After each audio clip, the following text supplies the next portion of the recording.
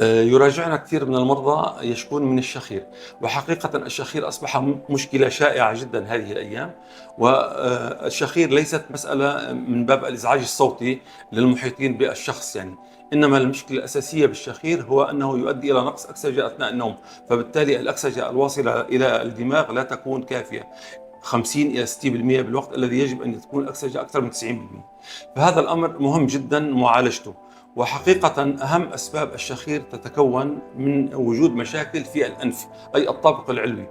الأنف بمحتوياته من انحراف وتيرة، من ضخامة قرينات أنفية أو سليلات مخاطية داخل أو ما يسمى بالبوليبات.